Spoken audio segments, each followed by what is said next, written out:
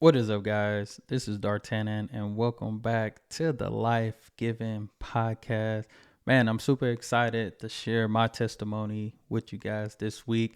If you haven't already, make sure y'all check out Darian's testimony. Very, very powerful testimony. And man, just listening to it, I can think back because we literally grew up together. So it's like everything that he said, I can literally vouch and really just say that, man, I seen the process. I seen the process of just everything he talked about to just where he is now and where he is growing with his faith. So very powerful testimony. If you haven't, again, check it out. Like I said, man, that's one of my dogs for real, just growing up together, and really over these past years before he moved became my accountability partner.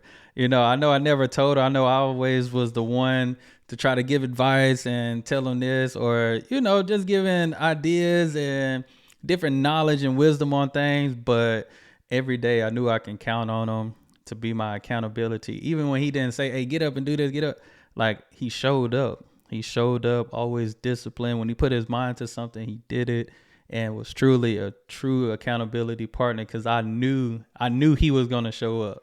I knew he was going to show up, and that's what motivated me to work out, do what I needed to do every morning, and do all those things, man. So again, salute to my guy Darian and his powerful testimony. Hope it was something that can help you in your situation right now, or even just later. Maybe it'll be something you can come back to and experience and just hear it again, because it might be something relatable later in your life. But man, where do I begin? Just starting off, I gave my life to Christ at a very, very young age. Now, when I say young, when I mention young, I wasn't like five or eight or nothing like that. But I gave my life to Christ right before I turned 15. So right in those high school gilded ages times. And man, it was one of those things. I was rough around the edges for a little bit. I was still respectful, wasn't too disrespectful or nothing like that to teachers.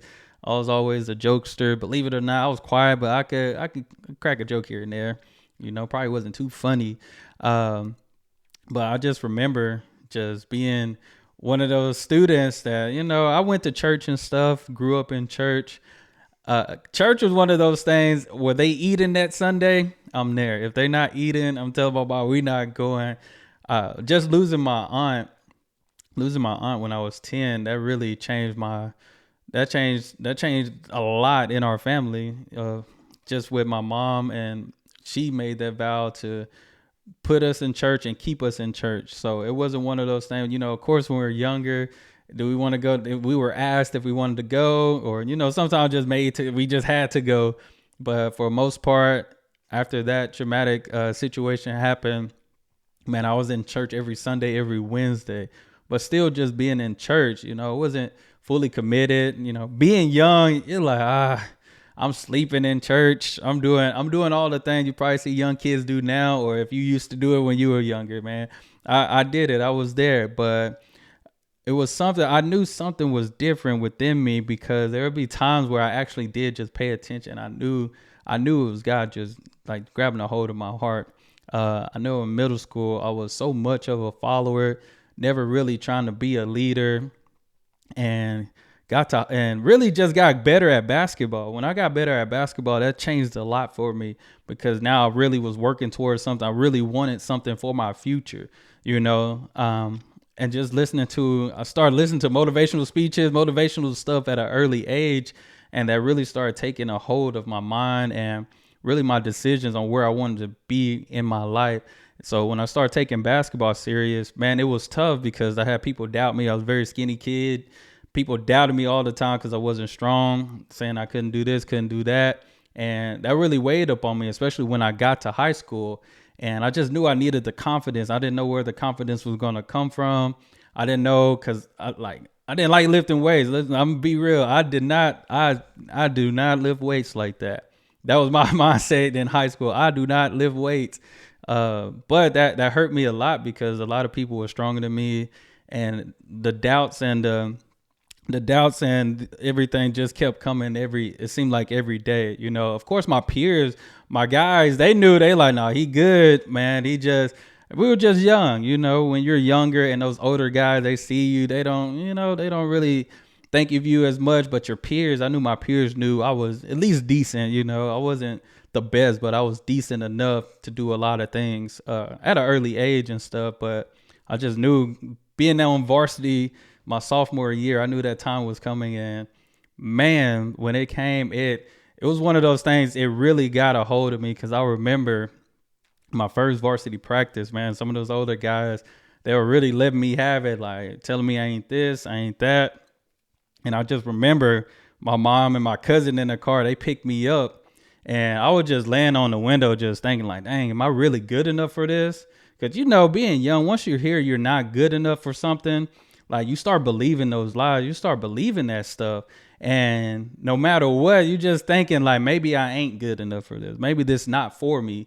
And my mom was like, what's wrong with it? And man, I just busted out crying, just telling, man, they said I can't do this. I said, and of course my mom, cause they pumped me up, no, you just do that, you just keep working hard. It wasn't no, let me go talk to the parents type of thing or nothing like that. My mom like, no, you gotta prove and show them you can do that. And I'm like, I'm gonna show them, of course in that moment, it wasn't like something sporadic was gonna happen and things were gonna change that day or the next day, but it was over time. And I seen, just jumping from my freshman year to my sophomore year, playing that first year of varsity, a lot changed. And I just remember that summer after that first year on varsity, going to a youth conference and really committing my life to Christ, having a lot of people in there just praying with you, praying for you, and just having that full experience of fellowshipping with people and stuff. And I just remember somebody prayed over me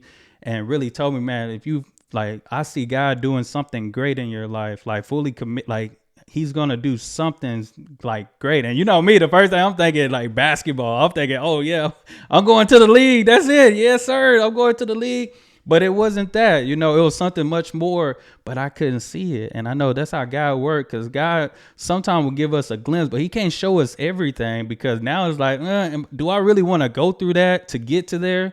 Because we know how, like, that's how God works. Like, you got to go through something to get to something. And I just knew, like, that day forward, something in my heart said, like, God, I fully commit to you. Like, I really changed my ways going into being a 15-year-old. So going into my junior year, like, I'm fasting, praying, I'm doing all these things. And man, when I tell you, I'm doing a lot of crazy things, like, I really put my mind to it and became not only better at basketball, but I became closer to God. And basketball helped a lot with that, because now I can just throw my headphones on, listen to music, listen to the Bible and stuff. Like, that really focused my mind and really changed my mindset on a lot of things. Like, it helped out so much. And, by that time, being an upperclassman now, my motivation, my determination, my confidence was sky high. And it wasn't just anything that I did. It was mostly what God did. And it wasn't that I gave my life to God and I just sporadically came better. No, faith without works is dead. Like, I had the faith. I knew what I could be. I put in the work, and I put in so much work, and I seen the results come of me being better. But as time went forward, now I'm a senior and no scholarships are rolling in. There's no scholarships rolling in. I've talked to a few schools, but the situations just didn't seem right. Just didn't seem right at the time. And I just knew, of course, family situations and stuff. I'm like, can't make that happen. Can't make this happen. I just didn't know. And it's like I tell some of my players now, like, sometimes when you're young, and now you're thinking about what you're going to do to begin your life, your adulthood, it's really hard, because this is a decision that's going to change the trajectory of your life. And one thing I knew was, man, whatever decision I make, it's going to be tough. Like, God, like, I was looking for an answer. Like, God, is this the right move? Is this the right move? Is this the right move? And it's like, it took me as an adult to see the way God works when it comes to faith. Like, sometimes we get an answer. Sometimes if we don't get an answer, we still just got to have that faith to say, like, God, if you bless me to get this opportunity, if you're presenting me this opportunity, now I got to trust that you're with me wherever I go.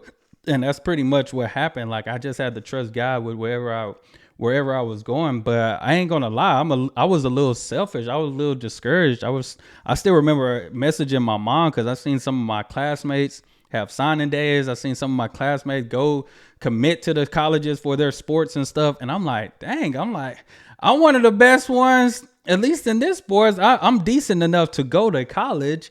And I was seeing that, and just jealousy and envy just crept in me. Now, just imagine me committing, doing everything right. I started talking to God like, dang, God, I'm doing everything right. I'm not out here living any kind of way. And dang, you couldn't give me the desire of my heart. Like that was very selfish of me. I still remember being in economics class, texting my mom and telling her like they signing, like I'm living right. Not only was I doing right or just good in my sport, I'm living right. And no disrespect or nothing to my classmates and stuff, but I knew I gave my life to Christ at an early age. I knew I was living right. And like I said, that jealousy and envy start creeping in, and that pride right there kind of displaying that I'm thinking I'm better than that person. And really it's not. Really I'm not.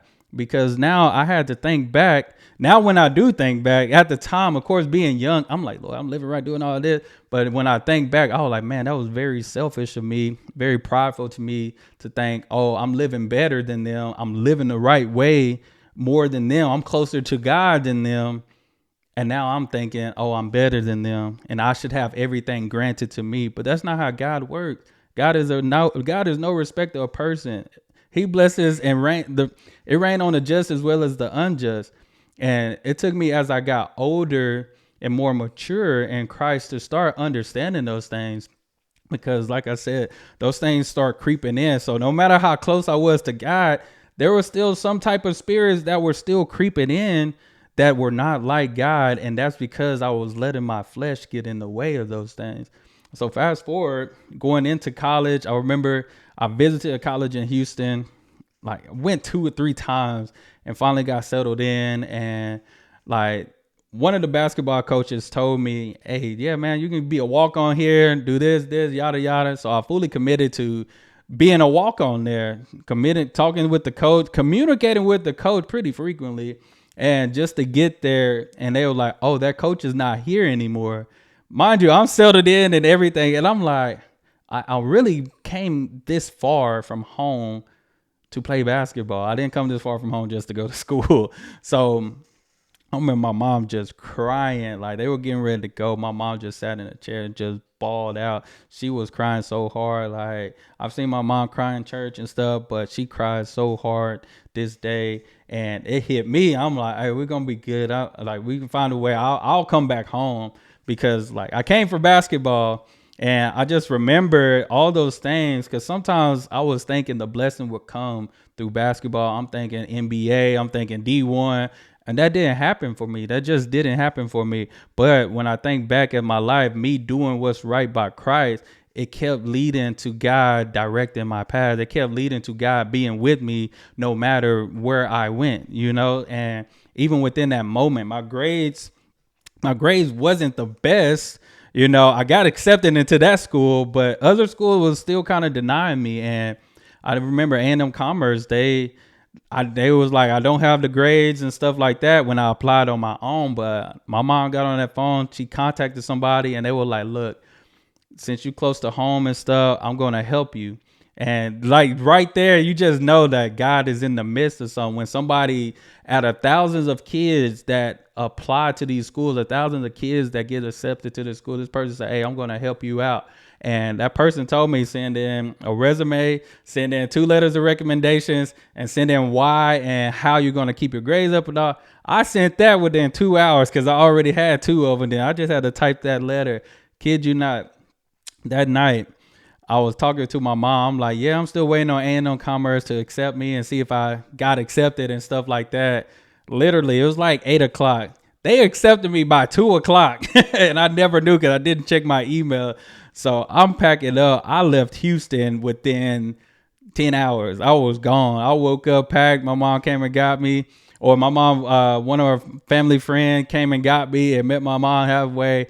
and I was going to commerce. And man, that's when life really started for me. That's when life really started for me, because now committing my life to Christ at a young age, and now I'm a young adult. And being a young adult, I was still trying to chase basketball, still had an opportunity in that, but eventually I was trying to try out for the team and ended up tearing my Achilles. And at this time, I was going through the tryout method and stuff. Like, now I know, like, walk-ons don't get that much love. So if you listen to this, if you're a walk-on and you're like, oh, I get, different strokes, different folks, people work differently. You just don't know how the coaches work. That's another topic I could talk about. But I just knew I was just trying to make the team, trying to get on the team, get that opportunity.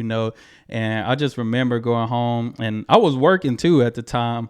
I'm like, God, please, I need a sign that this is not for me. I don't need.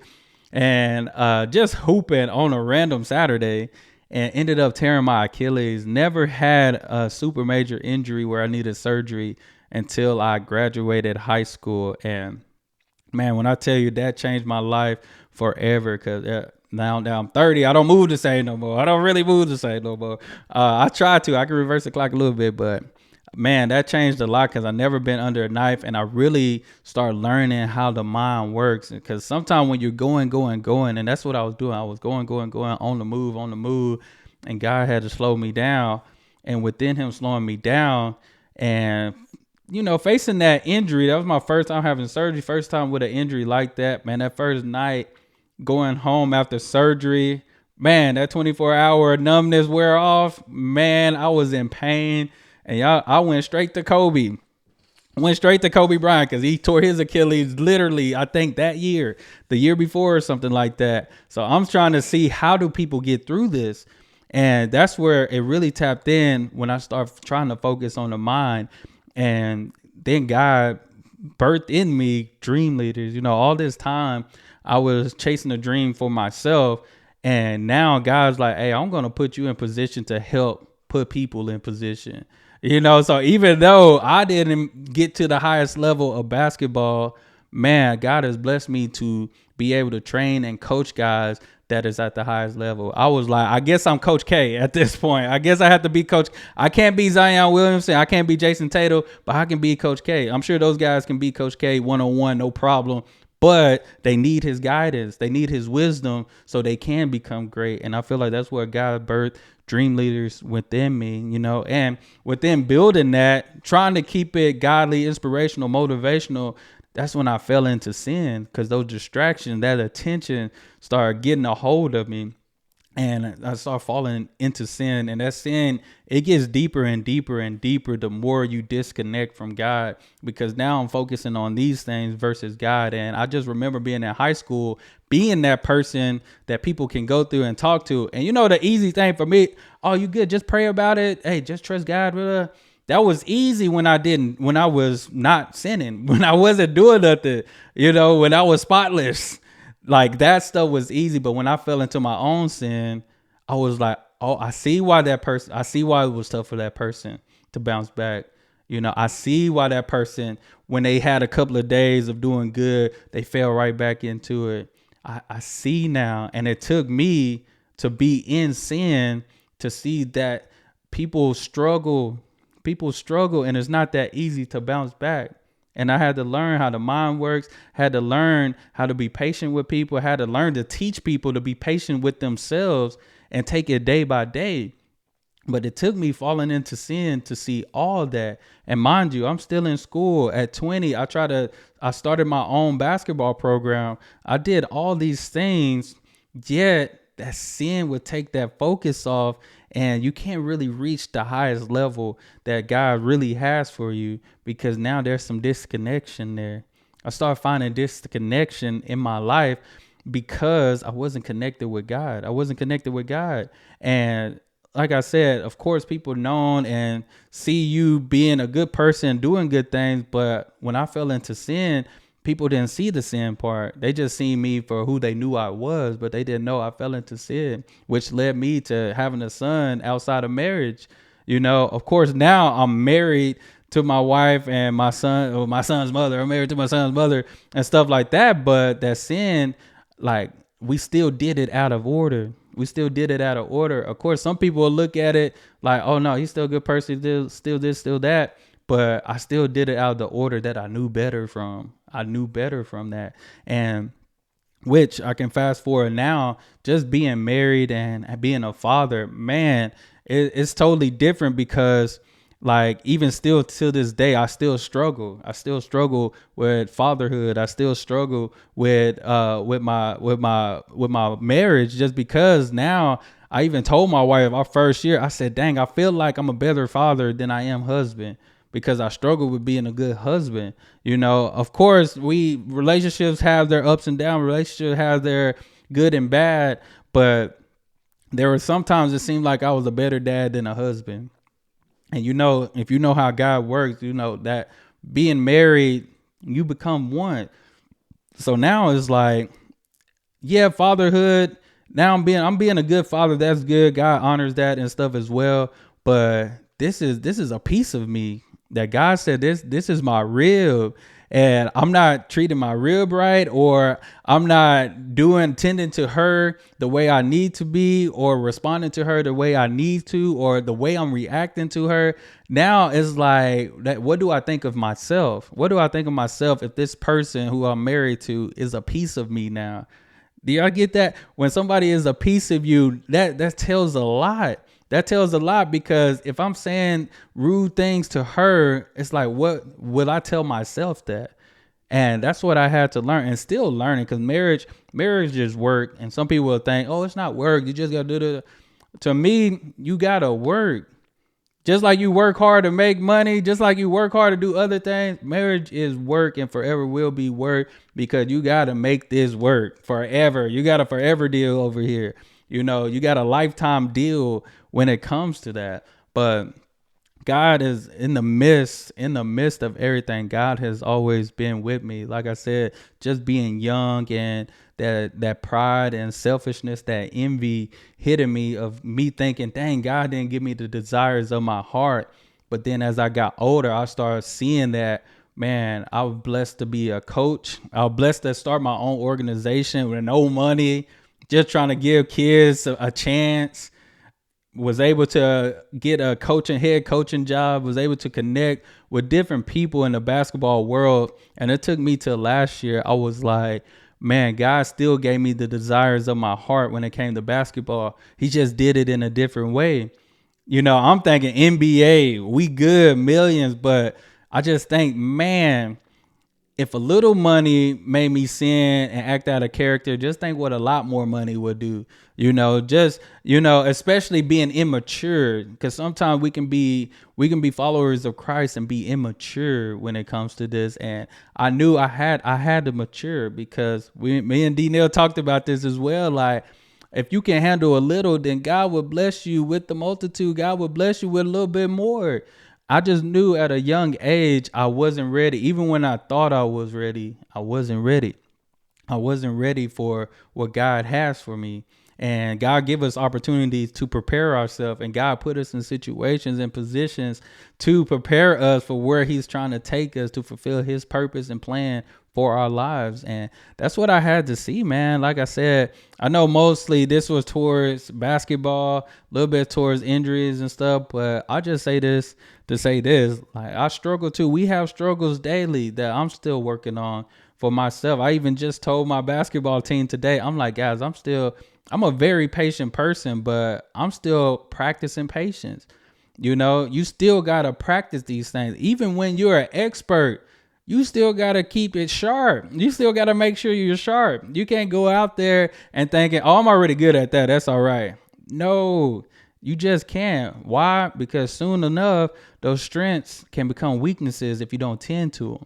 And then if you're tending to those weaknesses, eventually they will become a strength. So we got to take hold of the flesh. And that's one thing that been tough for me, and really not on a sexual end or nothing, but mostly food. So like, really got to make this flesh, really just got to die to this flesh.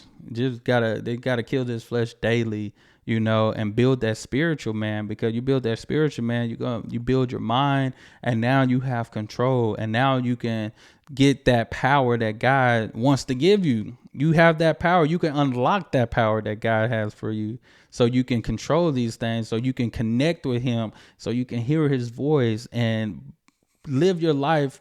Live your life full of purpose. Live your life full of purpose. Like, all of us have a purpose. And that's what I've always known. But sometimes we can kind of we redirect our own path. It's not even God redirecting us. Sometimes we take the alternate lane. We taking a different route. We taking this route instead of saying, God, is this for me? Hey, Lord, if this for me, give me a sign to this. Even if you don't get a sign, like, Lord, this is an opportunity. Just be with me through it. Just be with me through it. Because whatever decision you make, that's what I learned about faith is you just got to trust that God is with you through it all, through thick and thin, through good and bad. God is with you. And he will never let the righteous be forsaken. He will never lead you to the wrong way. But I hope you guys enjoyed this. I hope this was touching. I know certain things I'm probably leaving off just because maybe it's a conversation later that will spark up, that will, be one of those things to where, oh yeah, remember it in my mind and stuff. But do want to tell y'all, man, be encouraged. Be encouraged. That's why we created this podcast, to really give life to those that need it. As you do the same for us, we water in each other, watching each other grow. Because no matter how old you are, there's still always room for growth, and God blessed me in tremendous ways that I never would have thought of. Because now, like I said, basketball coach, 3-time author. I have other different things and skills and talents that I never would have thought I would have had or achieved. But God been blessing me, and just getting into that word and acknowledging God with my life. Like, God got your best interest at heart. Like, he really love you. And no matter how bad or how far you think you are from God, you're never too far to be made new. Like, God is with you. He see you in those tough times. He just waiting on you. He's just waiting on you to say something. He see you. He just waiting on you to say something. Talk to him. Talk to him like you talk to your buddies, like you talk to your homies, your homegirls, whoever. Just talk to God. Like, he's there. He has the open ear. And the good thing about the open ear is that he has the open arms to welcome us back and get us back right. But it's up to us to make those decisions. It's up to us. It's up to us daily. We can have faith, but we still got to work. We still got to do what we need to do to stay with God, grow with God, and connect with him, so you can live your full purpose. But that's all I have, guys. Make sure y'all hit that subscribe button. Again, stay tuned. The Life Giving Podcast. You can also check this out on any of your podcast services like Spotify, Apple Podcasts. We're everywhere. So stay encouraged. If you have a testimony that you would like to share, make sure you comment below, or you can DM us at the Life Giving Podcast on Instagram, Facebook, wherever it may be. But love you guys. Y'all be blessed, be the best, and be you. I'm out.